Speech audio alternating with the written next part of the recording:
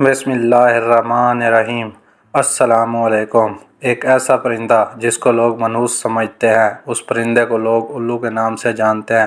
کچھ لوگ اس کو گھر میں پریشانی لانے والا پرندہ کہتے ہیں۔ کچھ لوگ تو یہ سمجھتے ہیں جس گھر میں بھی یہ پرندہ بول پڑے یا جس گھر میں بھی یہ پرندہ آنے لگ جائے تو اس گھر میں بہت ہی بڑی مصیبت آنے والی ہے یا کسی کی موت ہونے والی ہے۔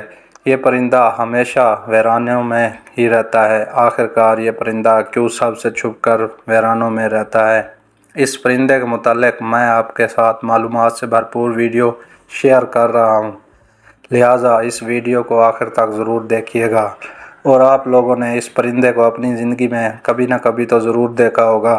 آپ نے یہ بھی محسوس کیا ہوگا کہ یہ پرندہ ہمیشہ اداس ہی کیوں رہتا ہے اور ہمیشہ ویرانیوں میں ہی کیوں رہتا ہے۔ ناظرین، ایک بار ایک شخص حضرت امام جعفر صادق کی خدمت میں حاضر ہوا۔ ایک شخص نے عرض کیا کہ کیا آپ مجھے بتائیں گے کہ یہ جو الو پرندہ ہے یہ ہمیشہ ویران جگہ پر کیوں رہتا ہے اور ہمیشہ اداس کیوں رہتا ہے؟ آپ نے فرمایا، اے شخص، جیسے تو آج اس پرندے کو دیکھ رہا ہے، یہ پرندہ ایسے ہمیشہ سے نہیں تھا۔ یہ پرندہ ہمیشہ ویرانیوں میں نہیں رہتا تھا اور نہ ہی یہ اداس رہتا تھا۔ اس کے ساتھ ایک واقعہ پیش آیا۔ اس واقعے کے بعد یہ پرندہ اداس رہنے لگا۔ یہ سن کر اس شخص نے عرض کیا، اے حضرت، کیا ہوا تھا اس پرندے کے ساتھ اور کیا واقعہ پیش آیا تھا؟ حضرت امام جعفر صادق نے فرمایا، اے شخص، یہ الو نام کا پرندہ پیارے نبی سرکار دو عالم سے محبت کرنے والا ہے اور پیارے نبی محمد صلی اللہ علیہ وسلم کی آل سے محبت کرنے والا ہے۔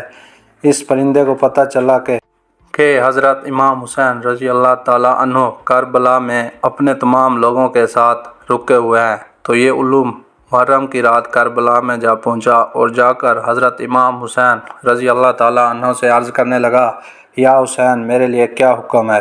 تو امام حسین علیہ السلام نے فرمایا، اے پرندے، تو یہاں سے چلا جا، کیونکہ کل نبی محمد صلی اللہ علیہ وسلم کی آل کے ساتھ جو کچھ بھی ہونے والا ہے وہ تم نہیں دیکھ پاؤ گے۔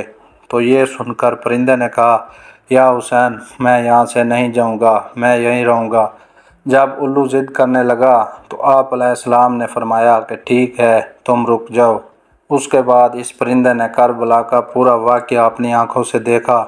یزید نے امام حسین علیہ السلام کا سر مبارک آپ کے بدن سے کیسے جدا کیا، اس پرندے نے سب اپنی آنکھوں سے دیکھا۔ امام حسین علیہ السلام کے ساتھیوں کے ساتھ جو سلوک بھی کیا گیا، اس پرندے نے اپنی آنکھوں سے دیکھا۔ تب سے ہی یہ پرندہ انسانوں سے نفرت کرنے لگا اور انسانوں سے ڈرنے لگا۔ یہ پرندہ راتوں کے وقت اندھیروں میں گھومتا ہے، جیسے ہی اجالا ہو جاتا ہے انسان اٹھ جاتے ہیں، ویسے ہی یہ پرندہ واپس لوٹ جاتا ہے۔ کچھ لوگ الو کو منحوس سمجھتے ہیں، ان کو یہ نہیں پتہ ہوتا کہ یہ منحوس کس وجہ سے ہے، بس ایسے ہی اس کو منحوس کہنا شروع کر دیتے ہیں۔ یہ کسی کے گھر کے آس پاس آ کر بول دے تو لوگ سمجھتے ہیں کہ ہمارے اوپر کوئی مصیبت آنے والی ہے۔ کئی لوگ تو ایسے ہیں کہ لوگ اس کے بولنے کی وجہ سے اپنا گھر بار چھوڑ دیتے ہیں۔ الو کو منحوس سمجھنا ایک جاہلانہ سوچ ہے۔ یہ بیچارہ پرندہ تو کبھی کبھی بولتا ہے، یہ بیچارہ تو انسانوں سے ڈرتا ہے، اس کو کہیں بھی انسان نظر آ جائے تو فوراً اٹھ جاتا ہے۔ تو یہ پرندہ کسی کا کیا بگاڑے گا؟ آپ کو یہ جان کر حیرانی ہوگی کہ دنیا میں 205 اقسام کے الو پائے جاتے ہیں، لیکن ان کی پوری قوم کو دو خاص قبیلوں میں بانٹا گیا ہے، ایک برہان الو اور دوسرا عام الو۔